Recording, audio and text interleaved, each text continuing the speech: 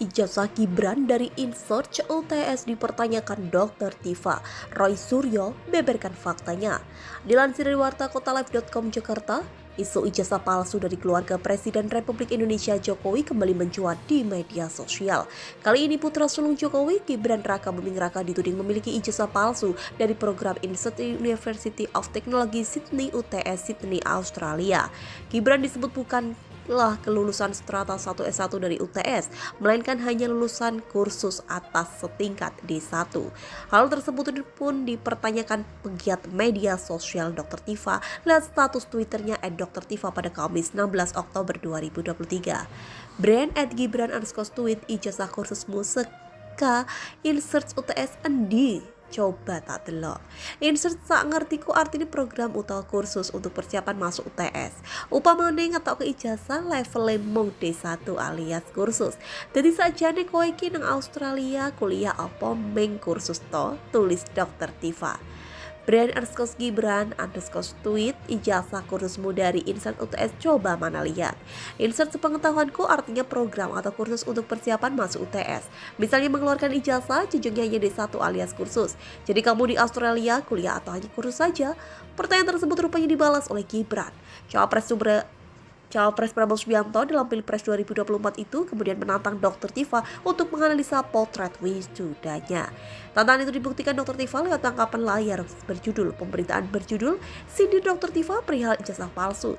Gibran coba fotonya dianalisa, siapa tahu hasil editan dalam statusnya.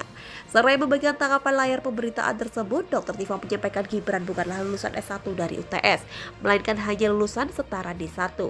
Saya disuruh @gibran_tweet analisa foto ini. Oke. Insearch UTS program persiapan masuk University Teknologi Sydney. Dia keluarkan sertifikat kursus atau ya setara D1 lah. Artinya wisudawan adalah penerima sertifikat kursus, bukan ijazah bachelor atau sarjana UTS, tulisnya. Postingan Dr. Tifa pun disambut ramai masyarakat. Beragam komentar pun dituliskan dalam kolom komentar postingannya, tak terkecuali Roy Suryo.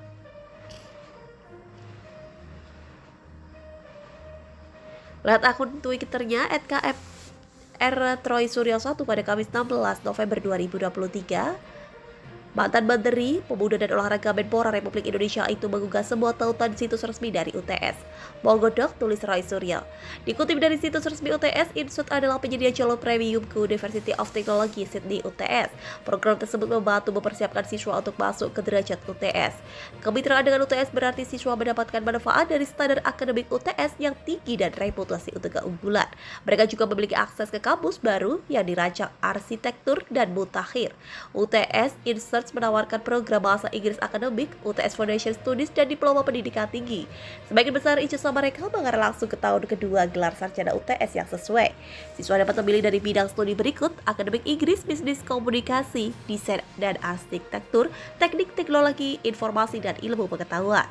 Mereka menawarkan dukungan akademik yang berdedikasi termasuk loka karya, keterampilan belajar, dan penasihat akademik yang berdedikasi. Beli ijazah dari luar negeri. Dikutip dari Kompas.com, bukan kali ini saja ijazah wali kota Solo Gibran Raka Buming Raka dipersoalkan di media sosial.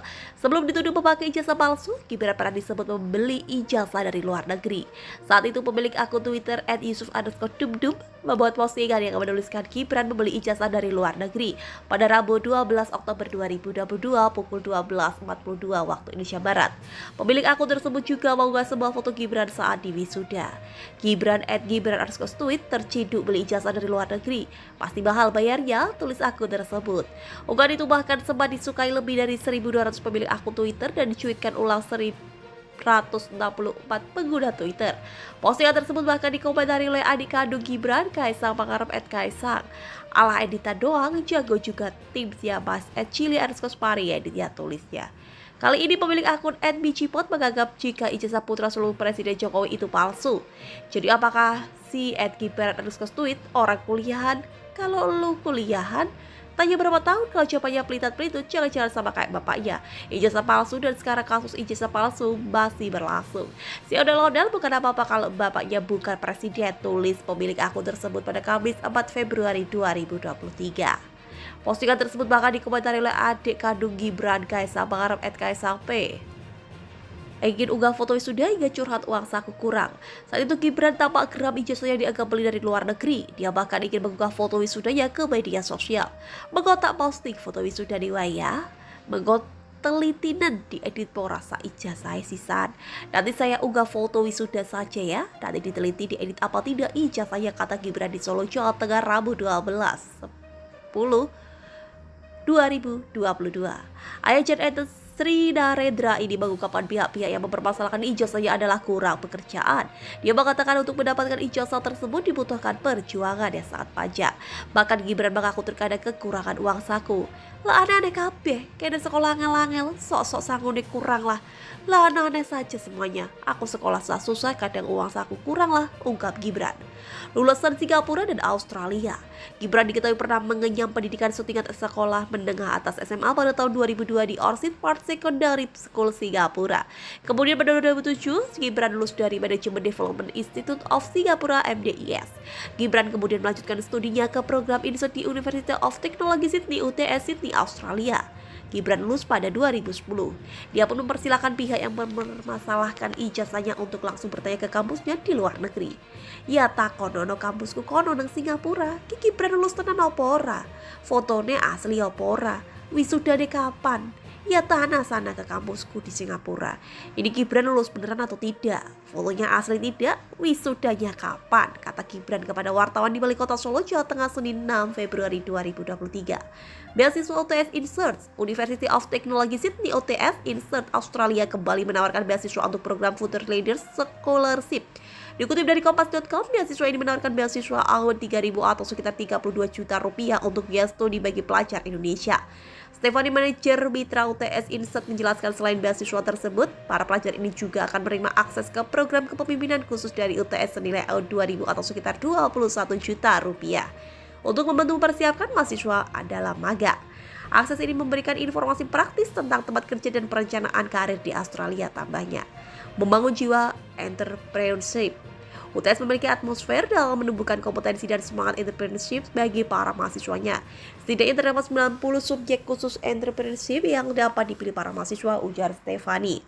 Ia menambahkan sejak bergabung para mahasiswa sudah dilibatkan pada proyek-proyek studi yang berhubung dengan dunia industri sehingga terbiasa berpikir kritis, kreatif, dan mampu mencari solusi dalam problem yang muncul. Lokasi UTS yang tepat di kota Sydney, di mana banyak industri besar dunia, juga menjadikan para mahasiswa UTS terbiasa dengan budaya kerja perusahaan internasional, pengembangan karir, dan kepemimpinan. Program ini memberikan kesempatan bagi mahasiswa internasional, termasuk Indonesia, untuk memiliki pengalaman penempatan kerja di awal studi. Ada 3 kegiatan inti dalam program beasiswa ini: workshop, team building, dan magang kerja.